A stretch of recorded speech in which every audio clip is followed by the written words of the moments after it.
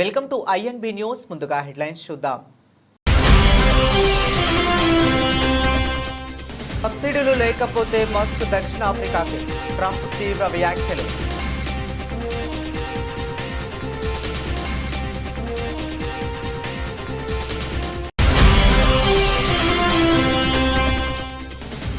రష్యాకు షాక్ ఇచ్చిన Iran, China fighter జెట్లు వైపు చూపు.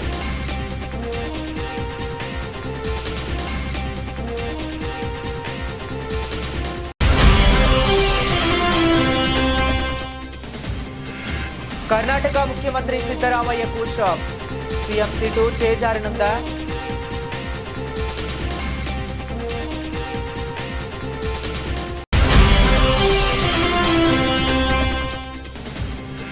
పాషమైలారం ఫ్యాక్టరీని పరిశీలించిన సీఎం రేవంత్ రెడ్డి, ఫ్యాక్టరీని గతంలో ఎప్పుడు తనిఖీ చేశారని అధికారులకు ప్రశ్న.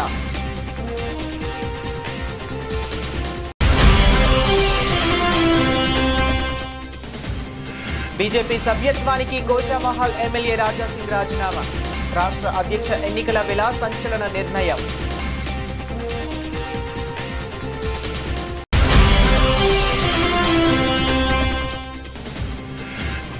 మృతుల కుటుంబాలకు తక్షణమే ₹1,00,00,000 పరిహారం ఇవ్వాలి, మాజీ మంత్రి హరీష్ రావు డిమాండ్.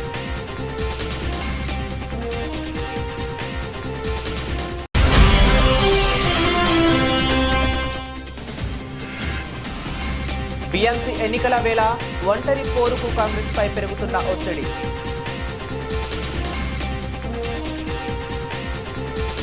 ఇక డీటెయిల్స్ లోకి వెళితే, అమెరికా అధ్యక్షుడు Donald Trump, Tesla CEO Elon Musk మధ్య విభేదాలు తారాస్థాయికి చేరాయి. ప్రభుత్వం ప్రతిపాదించిన ఓ కీలకమైన పన్నుల బిల్లు విషయంలో ఇరువురి మధ్య మాటల యుద్ధం తీవ్రమైంది. చరిత్రలోనే ఏ వ్యక్తికి దక్కనంత స్థాయిలో మాస్క్ ప్రభుత్వ సబ్సిడీలు పొందారని, అవి లేకపోతే ఆయన తన వ్యాపారాన్ని మూసివేసి దక్షిణాఫ్రికాకు తిరిగి వెళ్లాల్సి వస్తుందని ట్రంప్ తీవ్ర వ్యాఖ్యలు చేశారు. మరోవైపు ఈ బిల్లును ఆమోదిస్తే తాము రాజకీయ పార్టీని స్థాపిస్తామని ఎలన్ మాస్క్ హెచ్చరించడంతో అమెరికా రాజకీయాల్లో ఈ వివాదం పెను దుమారం రేపుతుంది. ట్రంప్ ప్రతిపాదించిన బిగ్ బ్యూటిఫుల్ బిల్పై మస్క్ తన విమర్శలను తీవ్రతరం చేయడంతో అధ్యక్షుడు ఘాటుగా స్పందించారు. తన social media platform truth social వేదికగా ట్రంప్ స్పందిస్తూ, చరిత్రలో ఏ వ్యక్తికి దక్కనంత స్థాయిలో ఎలన్ మాస్క్ సబ్సిడీలు పొంది ఉండవచ్చు. ఆ సబ్సిడీలు లేకపోతే బహుశా ఎలన్ తన దుకాణాన్ని మూసివేసి దక్షిణాఫ్రికాలోని తన ఇంటికి తిరిగి వెళ్లవలసి ఉంటుంది. ఇక రాకెట్ ప్రయోగాలు, ఉపగ్రహాలు లేదా ఎలక్ట్రిక్ కార్ల ఉత్పత్తి ఉండదు. దీనివల్ల మన దేశానికి భారీగా డబ్బు ఆదా అవుతుంది. బహుశా మాస్క్ ప్రభుత్వ సబ్సిడీలు, కాంట్రాక్టులపై డోగ్ నిశ్చితంగా దృష్టి పెట్టలేమా? దీనివల్ల పెద్ద మొత్తంలో డబ్బు ఆదా చేయవచ్చు అని ట్రంప్ తన పోస్టులో పేర్కొన్నారు. ట్రంప్ మాస్క్ మధ్య వివాదానికి ప్రధాన కారణం ఎలక్ట్రిక్ వాహనాలు కొనుగోలుపై ప్రస్తుతం ఉన్న $7,500 పన్ను రాయితీని ఈ బిల్లు రద్దు చేస్తుందనే ఆందోళనలే. ఈ రాయితీని తొలగిస్తే ఎలక్ట్రిక్ కార్ల ధరలు గణనీయంగా పెరుగుతాయి. ఇది టెస్లా వంటి కంపెనీలకు పెద్ద దెబ్బే. ఈ నేపథ్యంలోనే మాస్క్ ఈ బిల్లును తీవ్రంగా వ్యతిరేకిస్తున్నారు. అయితే తాను ఎప్పటి నుంచో ఎలక్ట్రిక్ వాహనాల తప్పనిసరిగా నిబంధనలకు వ్యతిరేకమని ట్రంప్ స్పష్టం చేశారు. ఇది ఒక పనికిమాలిన నిబంధన. నా ఎన్నికల ప్రచారంలోనూ దీని గురించి నేను స్పష్టంగా చెప్పాను. ఎలక్ట్రిక్ కార్లు మంచివే, కానీ అందరూ వాటిని కొనాలని బలవంతం చేయకూడదు అని ట్రంప్ వివరించారు. ఒకప్పుడు ట్రంప్కు సన్నిహితుడిగా ఉన్న మస్క్ గత నెల రోజులుగా ఈ $4 ట్రిలియన్ పన్నుల బిల్లు విషయంలో అధ్యక్షుడితో విభేదిస్తున్నారు. సోమవారం ఆయన తన విమర్శలతో తీవ్రతను పెంచుతూ, ఈ బిల్లు సెనేట్లో ఆమోదం పొందితే అమెరికా పార్టీ పేరుతో కొత్త రాజకీయ పార్టీని ప్రారంభిస్తామని హెచ్చరించారు. ఈ బిల్లు వల్ల దేశ జాతీయ అప్పు $3 ట్రిలియన్ పైగా పెరుగుతుందని, ఇది దేశాన్ని దివాలా తీయిస్తుందని ఆయన ఆరోపించారు. దీనిని రుణ బానిసత్వ బిల్లు అని అభివర్ణిస్తూ, ఈ బిల్లు వల్ల దేశం అప్పుల ఊపిలోకి కూరుకుపోతుంది. మనది ఇప్పుడు ఒకే పార్టీ దేశంలా మారింది, అదే పోర్కీ పిగ్ పార్టీ. ఇప్పుడు ప్రజల గురించి నిజంగా పట్టించుకునే కొత్త పార్టీ రావాల్సిన సమయం వచ్చింది అని మాస్క్ ట్వీట్ చేశారు. మధ్యప్రాచ్యంలో మారుతున్న రాజకీయ సమీకరణాలకు అద్దం పడుతూ ఇరాన్ కీలక నిర్ణయం తీసుకుంది. ఇన్నాళ్ళు సైనిక అవసరాల కోసం రష్యాపై ఆధారపడిన టెహ్రాన్ ఇప్పుడు చైనా వైపు చూస్తుంది. ఇటీవలే అమెరికా, ఇజ్రాయెల్ జరిపిన వైమానిక దాడులను సమర్థవంతంగా ఎదుర్కోవడంలో విఫలమైన ఇరాన్ తన వాయుసేనను ఆధునీకరించేందుకు చైనా నుంచి J-10C యుద్ధ విమానాలను కొనుగోలు చేసేందుకు చర్చలు వేగవంతం చేసింది. రష్యాతో కుదుర్చుకున్న సుఖోయి Su-35 ఫైటర్ జెట్ల ఒప్పందం ముందుకు సాగపోకపోవడంతో ఈ నిర్ణయం తీసుకున్నట్లు అంతర్జాతీయ మీడియా తెలిపింది. గత నెలలో ఇజ్రాయెల్, అమెరికాకు చెందిన యుద్ధ విమానాలు ఇరాన్ గగనతలంలోకి ప్రవేశించి దాడులు చేసినప్పుడు ఇరాన్ వాయుసేన పూర్తిగా నిస్సహాయ స్థితిలో ఉండిపోయింది. కనీసం ఒక్క విమానాన్ని కూడా గాల్లోకి పంపి ఎదురుదాడి చేయలేకపోయింది. ఈ ఘటనతో ఆంక్షల కారణంగా దశాబ్దాలుగా అభివృద్ధికి నోచుకొని ఇరాన్ వాయుసేన బలహీనత ప్రపంచానికి వెల్లడైంది. ప్రస్తుతం ఇరాన్ వద్ద ఉన్న విమానాల్లో చాలా వరకు 1979 ఇస్లామిక్ విప్లవానికి ముందు అమెరికా నుంచి కొనుగోలు చేసిన F4, F5, F14, Tom cat వంటి పాత తరం విమానాలే ఉన్నాయి. వీటిలో చాలా వరకు పనిచేయని స్థితిలో ఉన్నాయని ద మిలిటరీ బ్యాలెన్స్ 2025 నివేదిక పేర్కొంది. ఈ నేపథ్యంలో వాయుసేనను బలోపేతం చేసుకోవడంపై ఇరాన్ దృష్టి సారించింది. వాస్తవానికి ఇరాన్ 2023లో రష్యాతో 50 సుఖోయి Su-35 యుద్ధ విమానాల కోసం ఒప్పందం కుదుర్చుకుంది. అయితే ఇప్పటి వరకు కేవలం 4 శిక్షణ విమానాలు మినహా ఒక్క ఫైటర్ జెట్ను కూడా మాస్కో సరఫరా చేయలేకపోయింది. ఒప్పందం అమలులో తీవ్ర జాప్యం జరుగుతుండటంతో విసిగిపోయిన ఇరాన్ ప్రత్యామ్నాయంగా చైనా వైపు చూస్తుంది. రష్యా Su-35 విమానాలతో పోలిస్తే చైనాకు చెందిన J-10C విమానాల ధర కూడా తక్కువ. ఒక్కో విమానంపై దాదాపు 40 నుండి $60 మిలియన్ వరకు ఆదా అవుతుందని అంచనా. ఈ కారణాలతోనే టెహ్రాన్ ఇప్పుడు బీజింగ్తో చర్చలకు ముమ్మరం చేసినట్లు the Moscow times, RBC Ukraine వంటి వార్తా సంస్థలు తెలిపాయి. చైనాకు చెందిన చైంగ్టు ఏరోస్పేస్ కార్పొరేషన్ అభివృద్ధి చేసిన J-10C 4.5 తరం మల్టీ రోల్ ఫైటర్ జెట్. దీనిని విగరస్ డ్రాగన్, శక్తివంతమైన డ్రాగన్ అని కూడా పిలుస్తారు. అత్యాధునిక AESA ఎలక్ట్రానిక్ యాక్టివ్ స్టాండ్ అరే రాడర్ వ్యవస్థ దీని సొంతం. ఇది శత్రు లక్ష్యాలను గుర్తించడం, జామింగ్ను తట్టుకోకపోవడం వంటివి సహాయపడుతుంది. అంతేకాకుండా గగనతలంలో అత్యంత చురుగ్గా కదలగల సామర్థ్యం దీనికి ఉంది. అన్నిటికన్నా ముఖ్యంగా పాకిస్తాన్ వద్దనున్న PL-15 అనే సదూర లక్ష్యాలను ఛేదించగల క్షిపణులను ఇది ప్రయోగించగలదు. గతంలో భారత్పై పాకిస్తాన్ ఈ క్షిపణులను వాడినట్లు వార్తలు వచ్చాయి.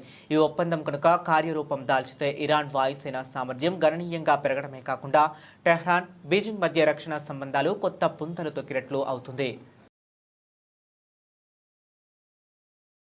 కర్ణాటక కాంగ్రెస్లో ముఖ్యమంత్రి పీఠంపై నెలకొన్న వివాదం రోజురోజుకు ముదురుతుంది.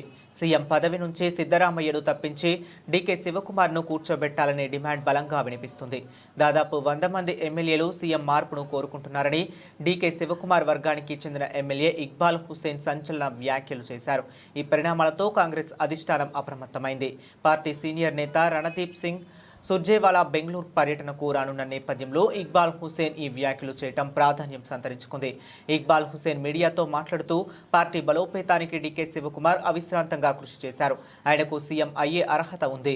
100 మందికి పైగా ఎమ్మెల్యేలు ఆయనకు మద్దతుగా నిలిచేందుకు సిద్ధంగా ఉన్నారు. ఇప్పుడు నాయకత్వ మార్పు జరగకపోతే 2028 ఎన్నికల్లో కాంగ్రెస్ తిరిగి అధికారంలోకి రావడం కష్టం అని స్పష్టం చేశారు. ఈ విషయాన్ని సుర్జేవాలా దృష్టికి తీసుకువెళ్తామని ఆయన తెలిపారు. అయితే ఈ ఆరోపణలను ముఖ్యమంత్రి సిద్ధరామయ్య తీవ్రంగా ఖండించారు. మైసూరులో డీకే శివకుమార్తో కలిసి మీడియాతో మాట్లాడిన ఆయన తమ ప్రభుత్వం 5 ఏళ్ల పాటు బండలా పటిష్టంగా ఉంటుందని ధీమా వ్యక్తం చేశారు. సిద్ధరామయ్యకు ఆయన మద్దతుదారులు బండా అని పిలుచుకుంటారు. శివకుమార్తో తమ సంబంధాలు సజావుగా ఉన్నాయని చెప్పడానికి ఆయన చేయి పట్టుకుని ఐక్యతను ప్రదర్శించారు. మరోవైపు కాంగ్రెస్ అధిష్టానం పంపిన సుర్జేవాలా సైతం నాయకత్వ మార్పు వార్తలను కొట్టిపారేశారు. తన పర్యటన కేవలం పార్టీ సంస్థాగత అంశాలపై సమీక్షనని, సీఎం మార్పు వార్తలు కేవలం కల్పన మాత్రమేనని అన్నారు. 2023 ఎన్నికల విజయం తర్వాత సీఎం పదవి కోసం సిద్ధరామయ్య, డీకే శివకుమార్ మధ్య తీవ్ర పోటీ నెలకొనగా అధిష్టానం జోక్యంతో శివకుమార్ డిప్యూటీ సీఎం పదవికి అంగీకరించిన విషయం తెలిసిందే. సంగారెడ్డి జిల్లా పాషమైలారం ప్రమాద ఘటనపై నిపుణులతో కమిటీ వేయాలని సీఎం రేవంత్ రెడ్డి ఆదేశించారు. కమిటీలో కొత్త వాళ్లకు చోటు కల్పించాలని, ఈ ఘటనపై ఇప్పటికే నివేదిక ఇచ్చిన వాళ్లు కమిటీలో ఉండకూడదని స్పష్టం చేశారు. ప్రమాద ఘటనపై కంపెనీ యాజమాన్యం బాధ్యత తీసుకోవాలన్నారు. పాషమైలారంలోని సిగాచి కెమికల్స్ ఫ్యాక్టరీలో భారీ పేలుడు సంభవించిన విషయం తెలిసిందే. ఈ ప్రమాదంలో ఇప్పటి వరకు 42 మంది కార్మికులు, సిబ్బంది మరణించారు. ఈ నేపథ్యంలో మంత్రులు వివేక్, శ్రీధర్ బాబు, దామోదర రాజనరసింహ, పొంగులేటి శ్రీనివాస్ శ్రీనివాసరెడ్డితో కలిసి ప్రమాద ప్రాంతంలో భవన శిథిలాలను ముఖ్యమంత్రి పరిశీలించారు. అనంతరం అధికారులతో సమీక్ష నిర్వహించారు. ఈ సందర్భంగా పరిశ్రమ అనుమతులు, భద్రతా ప్రమాణాలపై వివరణలు, సహాయక చర్యల గురించి అడిగి తెలుసుకున్నారు. ప్రమాదానికి కంపెనీ యాజమాన్యం బాధ్యత వహించాలని స్పష్టం చేశారు. ప్రమాదానికి ముందు పరిశ్రమను తనిఖీ చేశారా అని కంపెనీ ప్రతినిధిని ప్రశ్నించారు. పరిహారం విషయంలో తీసుకున్న నిర్ణయం చెప్పాలన్నారు. మృతుల కుటుంబాలకు, క్షతగాత్రులకు ఇచ్చే పరిహారంపై ప్రశ్నించారు. ఇలాంటి సమయంలో కంపెనీ యాజమాన్యం మానవత్వంతో వ్యవహరించాలని పేర్కొన్నారు. ప్రమాద కారణాలపై పూర్తి స్థాయిలో విచారణ జరగాలని ఆదేశించారు. ఇప్పటికే తనిఖీ చేసిన అధికారులతో కాకుండా కొత్త వారితో జరిపి పూర్తి నివేదిక అందించాలన్నారు. గతంలో ఏమైనా ప్రమాదాలు జరిగాయా, జరిగితే కారణాలేంటో తెలుసుకోవాలన్నారు. దీనికి సంబంధించి చనిపోయిన కుటుంబాలకు ₹1 నష్టపరిహారం ఇప్పించాలి. పరిశ్రమ వాళ్ళతో మాట్లాడి ప్రభుత్వం వైపు నుంచి, పరిశ్రమ వైపు నుంచి చనిపోయిన కుటుంబాలకు ₹1 నష్టపరిహారం ఇవ్వాలి అని చెప్పి నేను ఆదేశాలు ఇవ్వడం జరిగింది. ఆదేశాల ప్రకారం మా మంత్రులు పరిశ్రమ యజమానులతో మాట్లాడి ప్రభుత్వం వైపు నుంచి సహకారం తీసుకొని వాళ్ళకి నష్టపరిహారం అందించడం జరుగుతుంది. తెలంగాణ బీజేపీ పార్టీలో కీలక పరిణామం చోటు చేసుకుంది. గోషామహల్ ఎమ్మెల్యే రాజాసింగ్ పార్టీకి రాజీనామా చేశారు. రాష్ట్ర బీజేపీ అధ్యక్ష పదవికి ఎన్నికలు జరుగుతున్న సమయంలోనే ఆయన ఈ నిర్ణయం తీసుకోవటం రాజకీయ వర్గాల్లో తీవ్ర చర్చాంశనీయంగా మారింది. పార్టీ నాయకత్వంపై తీవ్ర ఆరోపణలు చేసిన ఆయన ఇకపై బీజేపీలో కొనసాగలేనని స్పష్టం చేశారు. వివరాల్లోకి వెళితే రాష్ట్ర బీజేపీ అధ్యక్ష పదవి ఎన్నికల్లో పోటీ చేసేందుకు రాజాసింగ్ ఈ మధ్యాహ్నం తన మద్దతుదారులతో కలిసి నాంపల్లిలోని పార్టీ కార్యాలయానికి చేరుకున్నారు. ఈ క్రమంలో తన అనుచరులను కొందరు నేతలు బెదిరించారని ఆయన ఆరోపించారు. ఈ పరిణామంలో తీవ్ర మనస్తాపానికి గురైన ఆయన పార్టీ ప్రాథమిక సభ్యత్వానికి రాజీనామా చేస్తున్నట్లు ప్రకటించారు. తన రాజీనామా లేఖను కేంద్ర మంత్రి, ప్రస్తుత రాష్ట్ర అధ్యక్షుడు కిషన్ రెడ్డికి పంపినట్లు తెలిపారు. ఈ సందర్భంగా రాజాసింగ్ పార్టీ అధిష్టానంపై తీవ్ర వ్యాఖ్యలు చేశారు. తెలంగాణలో బీజేపీ అధికారంలోకి రావటం కేంద్రంలోని పెద్దలకు ఇష్టం లేదు, అందుకే ఇలాంటి పరిస్థితులు సృష్టిస్తున్నారన్నారు. అధ్యక్షుడిని ముందే నిర్ణయించుకుని ఎన్నికల పేరుతో నాటకాలు ఆడుతున్నారు అని ఆయన ఆరోపించారు. 2019 నుండి పార్టీ కోసం ఎన్నో కష్టాలు పడ్డానని, పార్టీ కోసమే తాను ఉగ్రవాదులకు టార్గెట్ గా మారనని ఆవేదన వ్యక్తం చేశారు. కాగా గత కొంతకాలంగా రాజాసింగ్ సొంత పార్టీ నేతలపై వైఖరిపై అసంతృప్తితో ఉన్న విషయం తెలిసిందే. పలు సందర్భాల్లో ఆయన నాయకత్వంపై పరోక్షంగా విమర్శలు చేశారు. తాజా పరిణామంతో తెలంగాణ బీజేపీలో అంతర్గత విభేదాలు మరోసారి బయటపడినట్లయింది. రాజాసింగ్ సంచలన వ్యాఖ్యలు తెలంగాణ బీజేపీలో కొందరు బడా నాయకులు పార్టీని నాశనం చేస్తున్నారు. పార్టీ కోసం కష్టపడిన వాడికి నా కళ్ళ ముందే పార్టీ నాశనం అవడం చూడలేక రాజీనామా చేశాను. అణిచివేతను భరించే శక్తి ఇక నాకు లేదని గోషామహల్ ఎమ్మెల్యే రాజాసింగ్ ఆరోపించారు. आपके ही हाथों से हम पार्टी में ज्वाइन हुए थे 2014 में और आपके ही हाथों में हम रिजाइन दे रहे हैं, हम पार्टी के बाहर जा रहे हैं, क्योंकि ये मोनोपोली जब तक पार्टी में बंद नहीं होगी तब तक पार्टी सत्ता में नहीं आएगी और हम दम घुट कर हम पार्टी का सर्वनाश हम नहीं देख सकते। यानी बीजेपी को डुबोने का कार्य कर रहे हैं यहाँ के लोग, यहाँ के कुछ अधिकारीगण जो सत्ता का गलत उपयोग करके पार्टी को डुबोने का जो कार्य कर रहे हैं ना, तो ऐसी डूबती नैया में और पार्टी को डूबते हुए हम नहीं देख सकते, इसलिए हम पार्टी के बाहर आए। आगे का हमने किशन रेड्डी जी को रिक्वेस्ट किया है कि आप स्पीकर को भी एक पत्र लिख दो कि राजा सिंह बीजेपी का विधायक नहीं है, उसको सस्पेंड करो। अगर किशन रेड्डी जी वो भी अगर काम कर देते तो उसका भी हम समर्थन करते हैं। बाकी का हम एक हिंदू नेता है, धर्म प्रचार। पार्टी के कार्यकर्ताओं से यही निवेदन करना चाहूँगा, ठीक है ये मेरा व्यक्तिगत निर्णय था, क्योंकि हर इंसान कुछ सालों तक जुल्म सह सकता है, लेकिन कंटिन्यू जुल्म सह उतनी शक्ति मेरे पास नहीं है। लेकिन आप लोग पार्टी में रहिए, पार्टी की सेवा करते रहिए, आज नहीं तो कल आपके अच्छे दिन आएंगे। कुछ जो लोग हैं ना, जो एक नाग की तरह पार्टी को घेर कर बैठे हैं, कुछ लोग, ये कुछ लोगों का इलाज जब तक केंद्र के जो हमारे अधिकारीगण हैं, जब तक ये कुछ लोगों का इलाज नहीं करेंगे ना, ठीक है, आज चलो हम तो पार्टी को छोड़ दिए, हमारा कोई वजूद था ना है ना रहेगा। हम एक हिंदू कार्यकर्ता हैं, भले राजनीति से हटकर हम हिंदुत्व का कार्य करते हैं और आगे भी हम हिंदुत्व का प्रचार और हिंदुत्व की सेवा हम करते रहेंगे, लेकिन उन कार्यकर्ताओं का विचार करने की आवश्यकता है जो एक विश्वास के तौर पर भारतीय जनता पार्टी से जुड़े हुए हैं। इसलिए हमारे प्रधानमंत्री मोदी जी से, अमित शाह जी से निवेदन करना चाहूँगा कि पूर्ण एक बार विचार करें और भारतीय जनता पार्टी का अध्यक्ष कैसा होना चाहिए ये मैं नहीं, हर वो बूथ कार्यकर्ता, हर वो अधिकारी, हर वो जो पार्टी के लिए जो खून बहा है उनका एक समावेश, एक मीटिंग करने के बाद में उन कार्यकर्ताओं का आप इलेक्शन कीजिए, उन कार्यकर्ताओं से आप प्रपोजल लीजिए, तब देखिए कैसा प्रेसिडेंट यहाँ के बीजेपी के। సిగాచి పరిశ్రమలో పేలుడు ఘటన అనంతరం సహాయక చర్యలో ప్రభుత్వ వైఫల్యం సుస్పష్టంగా కనిపిస్తుందని మాజీ మంత్రి ఎమ్మెల్యే టి హరీష్ రావు తెలిపారు. సిగాచి పరిశ్రమలో రియాక్టర్ పేలిన విషయం తెలుసుకున్న హరీష్ రావు హుటాహుటిన అక్కడికి చేరుకున్నారు. పేలుడు ప్రాంతాన్ని పరిశీలించారు. పోలీస్ అధికారులు ఆయనకు అడ్డుకోబోగా సహాయక చర్యలకు ఎలాంటి అంతరాయం కలిగించబోమని స్పష్టం చేశారు. కలెక్టర్ ప్రావీణ్య, ఎస్పీ పరితోష్ పంకజ్తో మాట్లాడి ప్రమాదం జరిగిన తీరును అడిగి తెలుసుకున్నారు. సహాయక చర్యల్లో జాప్యంపై అసంతృప్తి వ్యక్తం చేశారు. అనంతరం ఆయన మీడియాతో మాట్లాడారు. బాధిత కుటుంబాలు క్షతగాత్రులకు అండగా నిలవడంతో ప్రభుత్వం విఫలమైందని మండిపడ్డారు. పేలుడు ఘటనలో 12 మంది కార్మికులు మృతి చెందడం బాధాకరమని ఆవేదన వ్యక్తం చేశారు. బాధిత కార్మికుల కుటుంబాలకు ప్రగాఢ సంతాపం తెలియజేశారు. మృతి చెందిన కార్మికుల కుటుంబాలకు ఒక్కొక్కరికి 1 కోటి పరిహారంగా ఇవ్వాలని, క్షతగాత్రులకు 50 లక్షలు ఇవ్వాలని డిమాండ్ చేశారు. మృతులు క్షతగాత్రుల సంఖ్యలో కలెక్టర్, ఎస్పీ చెబుతున్న లెక్కలకు పొంతన కుదరటం లేదని మండిపడ్డారు. తనకున్న సమాచారం ప్రకారం పేలుడు సమయంలో కంపెనీలో 140 మంది ఉన్నట్లు చెప్పారు. పరిశ్రమతో పాటు అడ్మినిస్ట్రేషన్ భవనం కూలిపోయిందని తెలిపారు. 12 మంది మృతి చెందగా 26 మంది క్షతగాత్రులను దవాఖానాలకు తరలించినట్లు చెప్పారు. మిగతా వారి పరిస్థితి తెలియడం లేదని పేర్కొన్నారు. ఇంత పెద్ద ఘటన జరిగితే కార్మిక శాఖ ప్రభుత్వం ఏమి చేస్తున్నదో తెలియడం లేదని ధ్వజమెత్తారు. క్షతగాత్రులను ఇస్నాపూర్, చందానగర్ దవాఖానాలకు తరలించడంపై మండిపడ్డారు.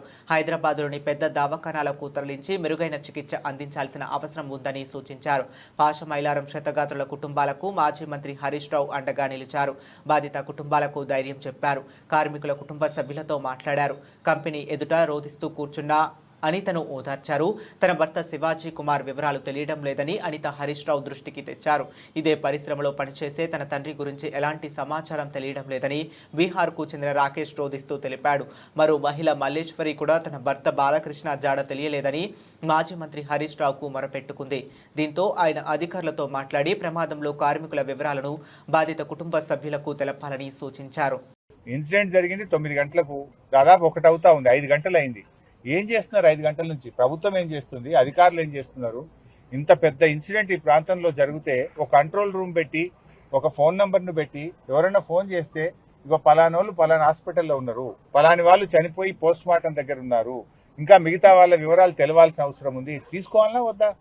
ఇప్పుడు ఒక 4-5 నాకే కలిస్తే నేను తీసుకెళ్లి అక్కడ కలెక్టర్ గారికి, ఆర్డీఓ గారికి కల్పించాల్సిన పరిస్థితి ఏర్పడ్డది. ఎంత ఇర్రెస్పాన్సిబుల్ గా ప్రభుత్వము, ఈ అధికార యంత్రాంగం పనిచేస్తుందంటే ఇది నిజంగా చాలా బాధాకరం.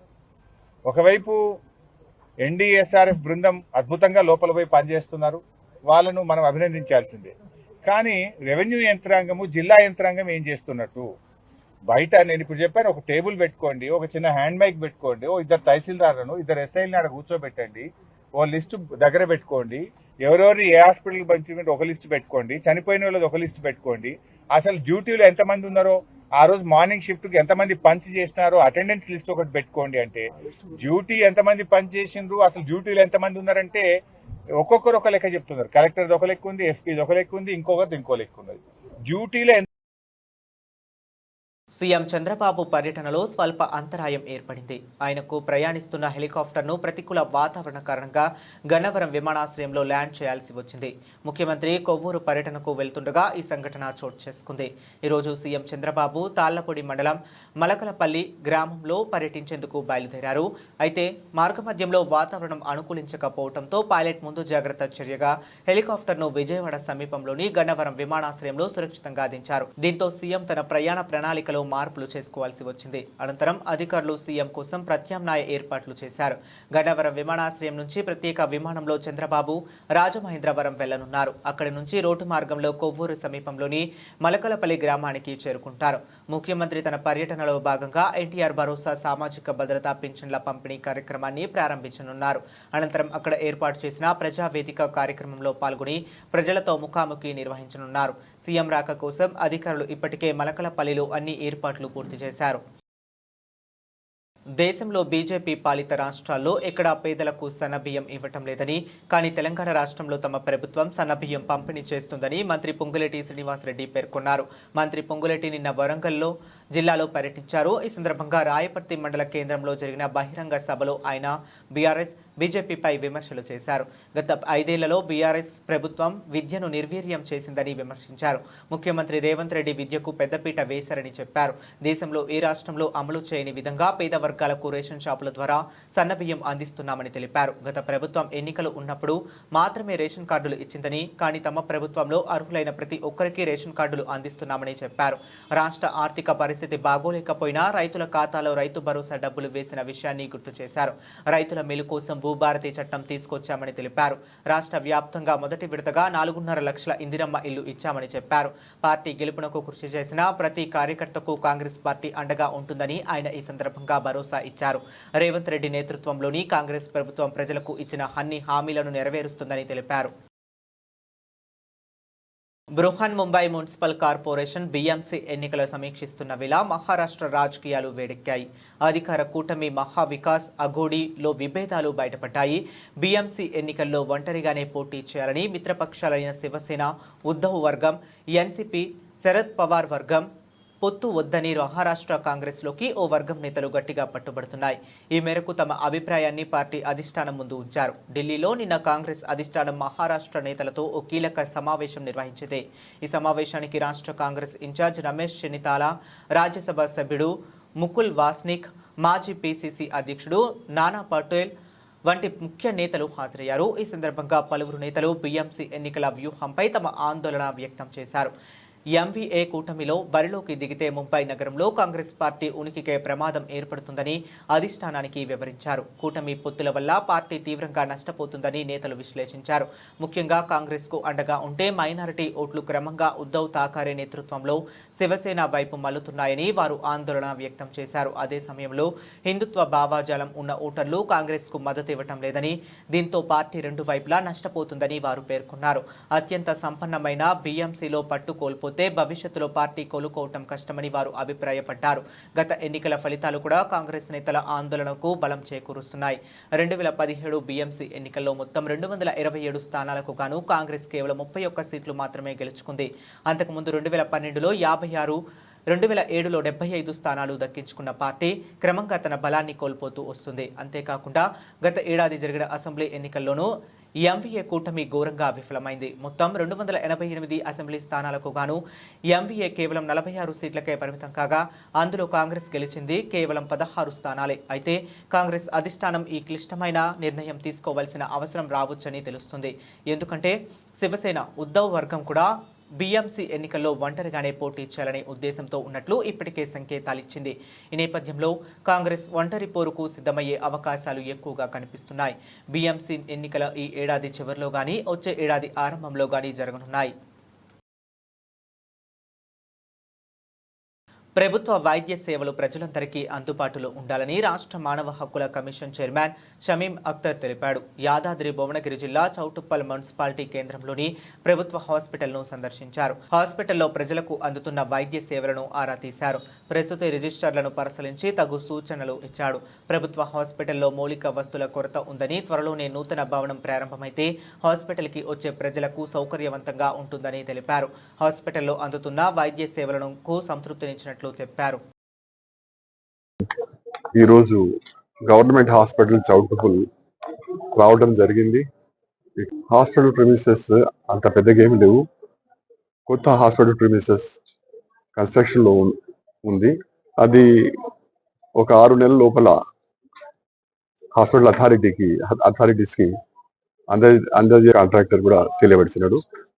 హాస్పిటల్ మొత్తం తిరిగి ప్రతి వార్డు కూడా చూడడం జరిగింది. రికార్డ్స్ ప్రకారంగా, డాక్టర్ స్టేట్మెంట్ ప్రకారంగా రోజుకు 300 నుండి 350 మంది పేషెంట్స్ ఇక్కడ ట్రీట్మెంట్ తీసుకుంటా ఉన్నారు యాజ్ అవుట్ పేషెంట్ గా. ఇన్ పేషెంట్ కూడా చాలా మంది వచ్చి తీసుకుంటా ఉన్నారు. ఇంత చిన్న హాస్పిటల్ అయిపోయినా కూడా ఇక్కడ పాలియేటివ్ కేర్ అంటే క్యాన్సర్ తో సఫర్ అయ్యే పేషెంట్స్ ని కూడా వాళ్లకు ఒక పద్ధతి ప్రకారంగా, ఒక షెడ్యూల్ ప్రకారంగా వాళ్ళ కూడా ట్రీట్మెంట్ ఇవ్వడం జరుగుతుంది. ఎవరైతే హాస్పిటల్కి వచ్చి ట్రీట్మెంట్ తీసుకోలేరు వాళ్లకు వాళ్ళ ఇంటి దగ్గర ట్రీట్మెంట్ కూడా ఇవ్వడం జరుగుతుంది. అదే కాకుండా డయాలిసిస్ పేషెంట్స్ కూడా. బంగారం అంటే ఇష్టం లేని వాళ్ళు ఎవరుంటారు చెప్పండి? మరీ ముఖ్యంగా ఆడవాళ్లకు బంగారం అంటే ప్రాణం. ఎంత ఉన్నా ఇంకా కావాలని అంటారే తప్ప నో చెప్పరు. గత నెల ప్రారంభంలో బంగారం ధరలు పసిడి ప్రియులకు చుక్కలు చూపించాయి. 24 క్యారెట్ల స్వచ్ఛమైన బంగారం తగ్గినట్లుగా తగ్గి మళ్లీ లక్షకు చేరింది. అయితే జూన్ చివరి వరకు వచ్చేసరికే ధరలు మళ్లీ తగ్గాయి. 24 క్యారెట్ల బంగారం ధర 93,000కు పడిపోయింది. పసిడి ప్రియులకు ఊరటనిస్తుంది. భాగ్యనగరంలో నిన్న 10 గ్రాముల 22 క్యారెట్ల బంగారం ధర 89,300 రూపాయల దగ్గర, 10 గ్రాముల 24 క్యారెట్ల బంగారం ధర 93,770 రూపాయల దగ్గర, 10 గ్రాముల 18 క్యారెట్ల బంగారం ధర 73,080 రూపాయల దగ్గర ట్రేడ్ అయింది. నిన్నటితో పోల్చుకుంటే ఈరోజు బంగారం ధరలు బాగా తగ్గాయి. 10 గ్రాముల 24 క్యారెట్ల బంగారం ధర 93,610 రూపాయల దగ్గర, 10 గ్రాముల 22 క్యారెట్ల బంగారం ధర 89,150 రూపాయల దగ్గర, 10 గ్రాముల 18 క్యారెట్ల బంగారం ధర 73,000 రూపాయల దగ్గర ట్రేడ్ అవుతుంది. మొన్నటి వరకు బంగారం ధరలతో సంబంధం లేకుండా వెండి ధరలు ప్రతిరోజు ఎంతో కొంత తగ్గుతూ వచ్చాయి. కానీ ఈరోజు బంగారం ధరలు తగ్గినా వెండి ధరలు మాత్రం తగ్గలేదు. నిన్న హైదరాబాద్ నగరంలో 100 గ్రాముల వెండి ధర 11,900 దగ్గర ట్రేడ్ అయింది. కేజీ వెండి ధర 1,19,000 దగ్గర ట్రేడ్ అయింది. వెండి ధరలో ఈరోజు ఎలాంటి మార్పు లేదు కాబట్టి 100 గ్రాముల వెండి ధర 11,900 దగ్గర ట్రేడ్ అయింది. కేజీ వెండి ధర 1,19,000 దగ్గర ట్రేడ్ అయింది. ఇంగ్లాండ్తో జరుగుతున్న 5 టెస్టుల సిరీస్లో ఇప్పటికే 0-1తో వెనుకబడిన టీమిండియాకు కీలకమైన రెండో టెస్టుకు ముందుకు కాస్త ఊరటని లభించింది. భారత ప్రధాన పేసర్ జస్ప్రీత్ బుమ్రా ఎంపికకు అందుబాటులో ఉన్నట్లు జట్టు సహాయక కోచ్ ర్యాన్ డెస్కాటే సోమవారం స్పష్టం చేశారు. అయితే జూలై 2 నుంచి ఎడ్జ్బాస్టన్లో ప్రారంభం కానున్న ఈ మ్యాచ్లో బుమ్రాను తుది జట్టులోనికి తీసుకోవాలా వద్దా అనే విషయంపై టీం మేనేజ్మెంట్ ఇంకా తుది నిర్ణయం తీసుకోలేదని తెలిపాడు. మొదటి టెస్టులో బుమ్రా ఏకంగా 43.4 ఓవర్ల బౌలింగ్ చేసి తీవ్రమైన పని భారాన్ని మోపాడు. ఈ నేపథ్యంలో అతని భారాన్ని తగ్గించే వ్యూహంలో భాగంగానే మేనేజ్మెంట్ ఈ సిరీస్లో అతడిని కేవలం 3 మ్యాచ్లకే పరిమితం చేయాలని భావిస్తుంది. దీనిపై ర్యాన్ డెస్కటే మాట్లాడుతూ బుమ్రా ఈ ఆటకు అందుబాటులో ఉన్నాడు. అతను 5ంటిలో 3 టెస్టులు మాత్రమే ఆడతాడని మాకు ముందే తెలుసు. గత టెస్టు తర్వాత కోలుకోవటానికి అతనికి 8 రోజుల సమయం దొరికింది. అయినా ఇక్కడి పరిస్థితులు, పనిభారం, రాబోయే మ్యాచ్లను దృష్టిలో ఉంచుకుని అతడిని ఎలా ఉపయోగించుకోవాలనే దానిపై మేం ఇంకా ఒక నిర్ణయానికి రాలేదు అని వివరించాడు. బుమ్రాకు ఎలాంటి గాయాలు లేవని, అతను పూర్తిగా ఫిట్నెస్తో ఉన్నాడని అసిస్టెంట్ కోచ్ స్పష్టం చేశాడు. ఇది కేవలం పనిభారం నిర్వహణకు సంబంధించిన వ్యూహాత్మక నిర్ణయం మాత్రమేనని తెలిపాడు.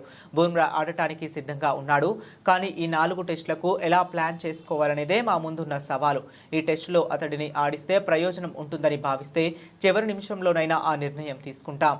పిచ్ ఎలా స్పందిస్తుంది, లార్డ్స్, మాంచెస్టర్ లేదా ఓవల్ టెస్టుల కోసం అతడిని కాపాడుకోవటం మంచిదా అనే అంశాలను కూడా పరిగణలోనికి తీసుకుంటున్నాం అని టెస్ట్ డెస్కటే అన్నాడు.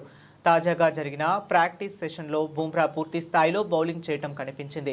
దీనికి సంబంధించిన వీడియోలు సోషల్ మీడియాలో వైరల్ అవడంతో కీలకమైన రెండో టెస్టులో అతడు ఆడటం ఖాయమని ఊహాగానాలు మొదలయ్యాయి.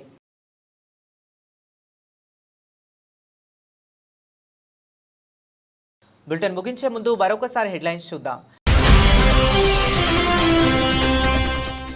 సబ్సిడీలు లేకపోతే మస్క్ దక్షిణాఫ్రికాకి, ట్రంప్ తీవ్ర వ్యాఖ్యలు.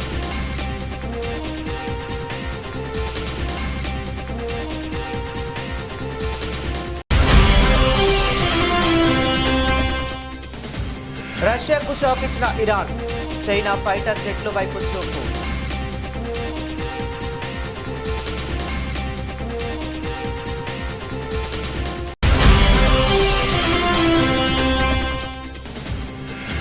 కర్ణాటక ముఖ్యమంత్రి సిద్ధరామయ్యకు షాక్, సీఎం సీటు చేజారనుందా?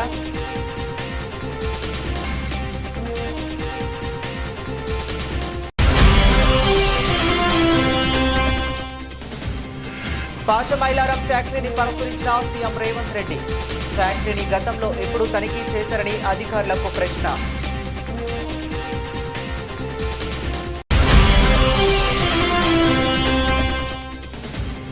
బీజేపీ సభ్యత్వానికి గోషామహల్ ఎమ్మెల్యే రాజాసింగ్ రాజీనామా, రాష్ట్ర అధ్యక్ష ఎన్నికల వేళ సంచలన నిర్ణయం.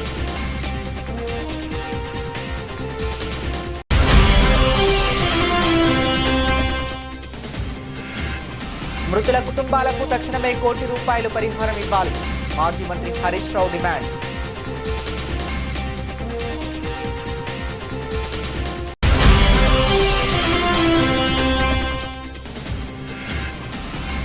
బీఎంసీ ఎన్నికల వేళ ఒంటరి పోరుకు కాంగ్రెస్ పై పెరుగుతున్న ఒత్తిడి.